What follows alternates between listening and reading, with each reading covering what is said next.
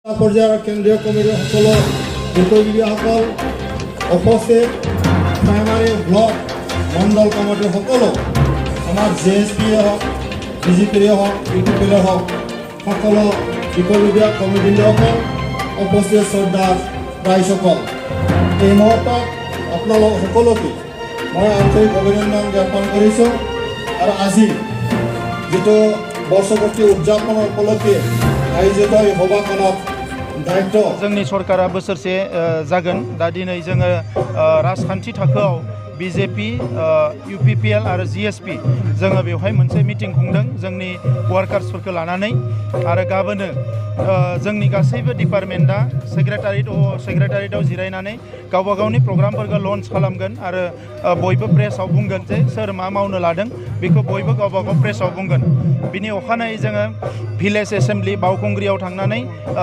रायजो राजाफोरजों जों सावरायगोन सरकारा जे रायजो राजाया बोरैहाय खामानि मावजानो लुबैयो मा जेंनायाव दङ बेखौ जों रायजो राजाफोरजों सावरायगोन बिनि अखानायै बयबो गावबा गाव डिपार्टमेन्ट लेभेलाव मिटिं खुंनानै फैगौ बोसोरसेनि हाबाफारिफोरखौ फोसावगोन आरो फैगौ 18 अक्ट'आव आसामनि चिफ मिनिस्टारनि प्रेजेन्सआव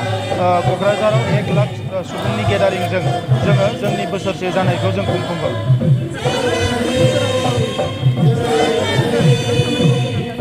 थांनाय बोसोरसेयाव गोबां खामानि मावनाय जादों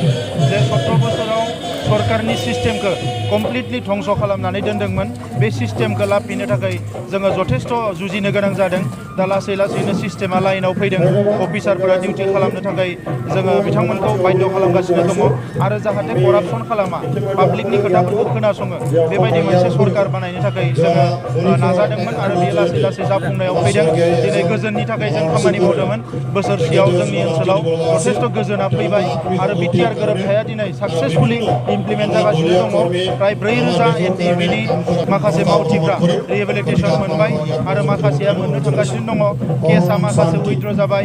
जोङो मेडिकेल कलेज मोनसे मोननो हाबावबाय बेजों लोगोसे माखासे फसंथानफ्रा थाबैनो गायसनजागोन आरो बिटिआर ओनसोला फारफ्रोमबो बिथिंनिफ्राय जौगानाय लामायाव फैगासिनो दङ मार्टियारफोरनि थाखाय एक्स ग्रेसियानि फैसाया जोंनियाव एसे फैनानै दङ बेखौ जों थाबैनो होनायनि बेबस्था खालामगोन रामा महिलारियाथ' अपोजिसनाव थाना बेखौ बुंखानांगोन बिथाङा जोंखौ सोंखारिनायानो बिथांनि बिबान होननानै सानदों दा बेवहाय मोननै बाथ्रा थायो मोनसे जाबाय सोंखारिनायनि नामाव सोंखारिनाय गुबुन मोनसेया जाबाय कनस्ट्राक्टिभ सोंखारिनाय दा दिनै सोंखारिनायनिजों लोगोसे बिथाङा मा मावदोंमोन बेखौ रायजो राजाफोरनो खोन्थायोबा मोजां खालि बिथाङा सोंखारिबाय थायो रायजो राजानो मा मावदोंमोन मा मावाखै बिथाङा बुंनो हायाखै दा नंखायनो आं खावलायो जे थांनाय 7 बोसोराव बिथांमोना जथेस्थ खाबु मोनदोंमोन जोंनि लाइमोनफोरनो साख्रि बाख्रि होनो आइजोफोरनो खामानि होनो सोलोंथाइखौ थिग खालामनो बेफोरखौ जेबो खालामैयाव दिनै जथेस्थ खस्थ जानो गोनां जादों आरो बेफोरखौ जों गासैबो मोनसे थिग खालामजोबनानै